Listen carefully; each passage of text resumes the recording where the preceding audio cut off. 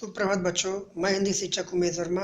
आज हिंदी कालांश के अंतर्गत आज का विषय शीर्षक बाजार दर्शन। बच्चों, बाजार दर्शन लेखक निबंधकार जैनेन्द्र कुमार द्वारा लिखा गया एक निबंध विधा है, जिसका अध्ययन हम लोग पहले कर चुके हैं। शेष आगे जो बचा हुआ है, चलिए उस पर ध्यान देते हैं।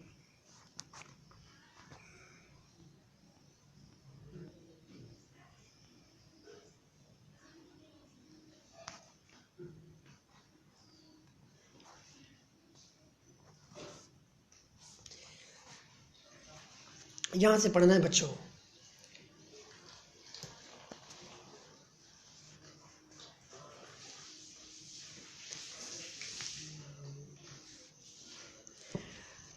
पर उस जादू की जकड़ से बचने का एक सीधा सा उपाय है। वह यह है कि बाजार जाओ तो मन तो खाली मन हो ना हो।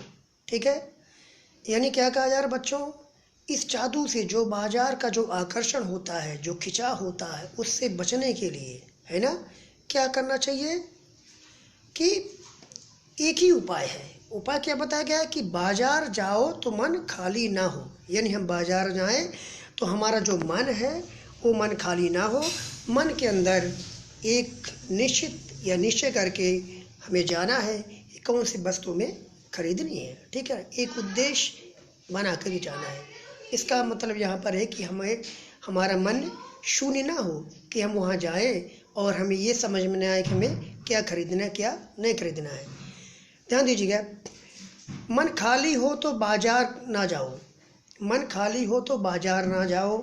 ठीक है, कहते हैं लू में जाना हो तो पानी पीकर जाना चाहिए। ठीक है, पानी भीतर हो लू का लूपन व्यर्थ हो जाता है। ठीक है बच्चों, कहने का तात्पर्य यहाँ है कि जो उदाहरण दिया है गया है कि यदि व्यक्ति बाहर जाता है, ठीक है, और पानी पी कर जाता है तो पानी पीने से जो ताप है, लू है, वो नहीं लगती है। ठीक है ना।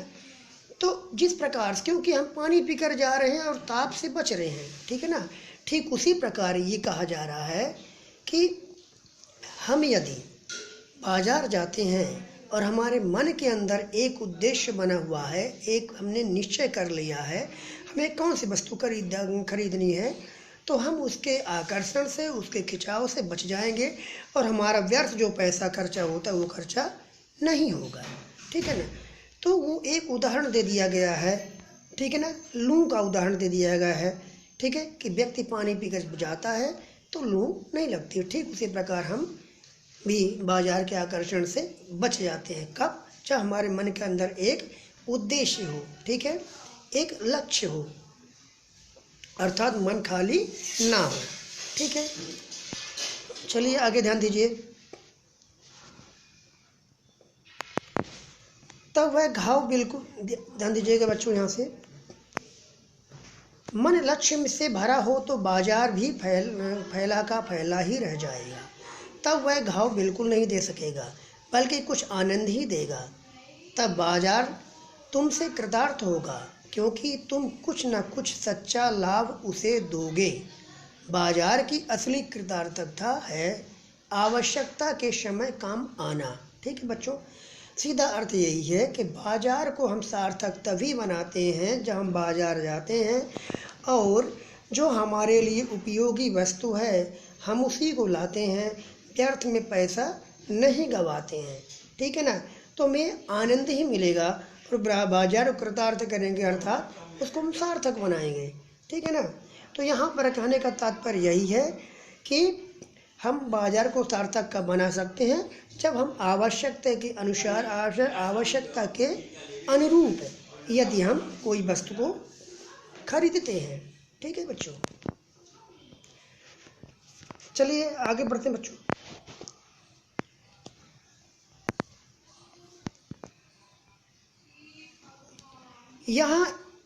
यहाँ एक अंतर चीन लेना जरूरी है। अब देखिए क्या अंतर दिखाया जा रहा है, क्या बताया जा रहा है। मन खाली नहीं रहना चाहिए, इसका मतलब यह नहीं है कि वह मन बंद रहना चाहिए। ठीक है, मन खाली रहने का मतलब ये है कि हम पूर्ण रूप से शून्य ना हो जाएं, कि हमारे मन में बिल्कुल है ना अनिच्छा, कोई किसी भी प्रकार की अभिलाषा ही ना हो, कुछ खरीदने की इच्छा ही ना हो। इसका मतलब हमें ऐसा नहीं होना है, मन को शून्य नहीं करना है कि मन बिल्कुल, ठीक है, कि क्या लिखा है बच्चों, मन खाली नहीं रहना चाहिए, है ना। तो हमें मन को खाली, पूर्ण रूप से मन को खाली नहीं करना है, कि हमें उस ओर देखना ही नहीं है, हमें लेना नहीं है, हमें उससे मतलब ही नहीं है, वो हमारे लिए व्यर्थ है। हमें इस तरह का भाव नहीं रखना है, अर्थात हमें मन को खाली नहीं करना है, ठीक है। यहाँ एक अंतर चिन्ह है ना, यहाँ एक अंतर चिन्ह लेना बहुत जरूरी है, ठीक है। यही अंतर है कि मन को खाली नहीं रहना चाहिए, ठीक है। इसका मतलब यह नहीं है कि मन बंद रहना चाहिए, लेकिन इसका मतलब, बंद का मतलब तो यही है कि खाली मन को क्या है कि मन खाली नहीं रहना चाहिए, अर्थात मन के अंदर कुछ न कुछ उद्देश्य होना चाहिए, ठीक है ना। पूर्ण रूप से मन को बंद नहीं करना है ना, कि हमें उस ओर ध्यान ही नहीं देना है, कुछ लेना ही नहीं, खरीदारी नहीं करनी है, ठीक है। ध्यान दीजिए, जो बंद हो जाएगा वह शून्य हो जाता है। शून्य का अधिकार है बस परमात्मा का है, ठीक है। शून्य का अधिकार है बस परमात्मा का है, ठीक है। शून्य का अधिकार परमात्मा का इसलिए कहा गया क्योंकि परमात्मा, ठीक है, लिखा है जो सनातन भाव से संपूर्ण है, परंपरागत स्वरूप परमात्मा जो परंपरा से चला आ रहा है वो संपूर्ण है, अर्थात वो पूर्ण है, ठीक है। शेष सब अपूर्ण, लेकिन हम लोग अपूर्ण हैं, ठीक है, क्योंकि परमात्मा शून्य है लेकिन हम लोग शून्य नहीं हैं। हम लोगों के मन के अंदर इच्छाएं हैं और परमात्मा के अंदर इच्छाएं नहीं है। इससे मन बंद नहीं रह सकता। सब इच्छाओं का निरोध कर लोगे, यह झूठ है।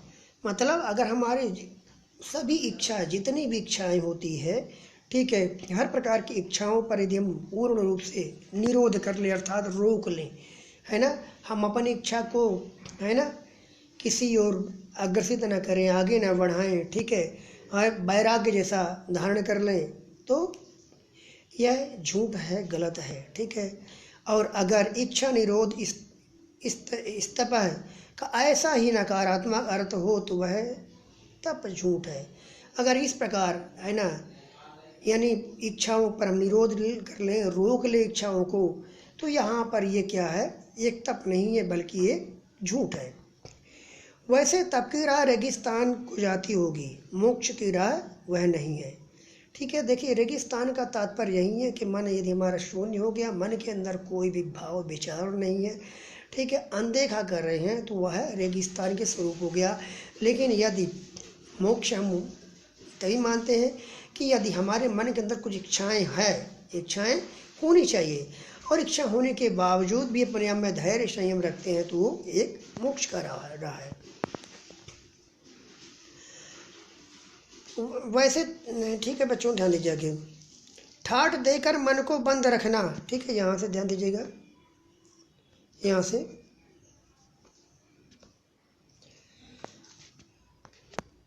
ठाठ देकर मन को बंद कर रखना, ठीक है, जड़ता है। लोभ को यह जीतना नहीं है। यानी हम ठान लें अपने मन को कि हम ये कोई वस्तु ही नहीं लेनी है, तो ये इस तरह हम अपने मन को बंद करते हैं। यह कोई तप नहीं है, यह एक प्रकार का हठ है, ठीक है। लोभ का यह जीतना नहीं है, यह लोभ का जीतना नहीं है, ठीक है। कि जहाँ लोभ होता है यानी मन में, ठीक है, वहाँ नकार हो, ठीक है। हमारे मन के अंदर लोभ होता है, हमें उसको पूर्ण रूप से नकारने की बात नहीं की जा रही कि उसको त्याग कर देना है, उसको ध्यान देना है। यह तो लोभ को ही जीत है, ठीक है। और आदमी की हार, ठीक है। सीधा यहाँ अर्थ ये है कि यदि हम में यदि कोई इच्छा ना हो, हम अपने मन को पूर्ण से बंद कर लें, ठीक है, तो हम क्या है, यहाँ पर हमारी जीत नहीं है बल्कि लोभ की जीत है। क्योंकि लोभ से हम दूर भाग रहे हैं। ठीक है, लोभ को रहते हुए यदि अपने मन पर संयम, ठीक है, रखते हैं तो यहाँ पर जो ये हमारी क्या कह सकते हैं, जीत है। ठीक है बच्चों,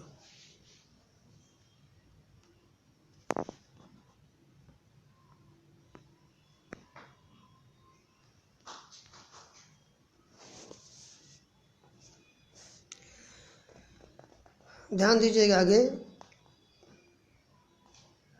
ये लाइन पढ़ रहे थे। आँख अपनी फोड़ डाली तब लोभनीय के दर्शन से बचे तो क्या हुआ। यदि हम अपनी आँख को फोड़ लें अर्थात पूर्ण रूप से बंद कर लें, उस ओर हम ध्यान ही न दें, देखें ही नहीं, तो ये क्या होता है, इससे कोई फ़ायदा नहीं है। ठीक है, यह अपनी हार ही है। ठीक है, ऐसे क्या लोभ मिट जाएगा। और कौन कहता है कि आँख फूटने का पर रूप दिखना बंद हो जाएगा। ठीक है, आँख फूट जाने से ज़रूरी नहीं है कि व्यक्ति को वो चीज़ दिखती नहीं है और हम उसे ले नहीं सकते हैं। ठीक है, ठीक है, क्योंकि क्या आँख बंद करके ही हम सपने नहीं देखते, अर्थात आँख बंद होने के बावजूद भी हम सपने देखते हैं, इच्छाएं हमारी बनी हुई रहती है। ठीक है,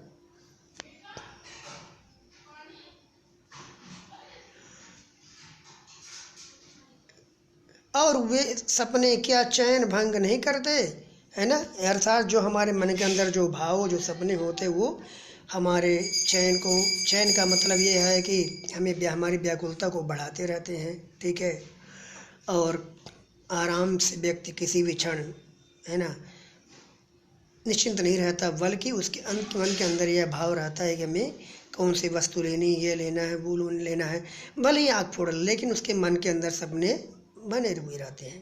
ठीक है,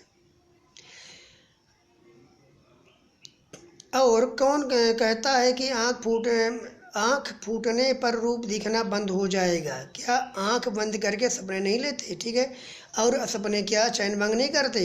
इससे मन को बंद कर डालने की कोशिश तो अच्छी नहीं है। ठीक है, भले हो जाए और पीला और असक्त जैसे विद्वान का ज्ञान, ठीक है, वह मुक्त ऐसे नहीं होता है।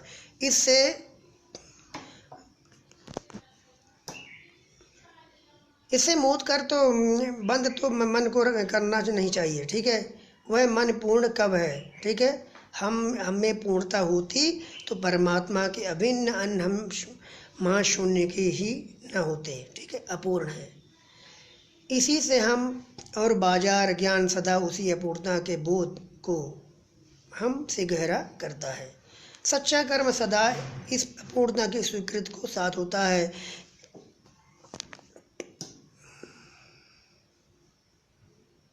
सच्चा कर्म सदा इस अपूर्णता की स्वीकृति के साथ होता है। अतः उपाय कोई वही हो सकता है जो बलात् पर मन को रोकने का ना कहे। ठीक है, जो मन को भी इसलिए क्योंकि वह अप्रयोजनीय रूप से हमें नहीं प्राप्त हुआ। ठीक है, मनमोहन का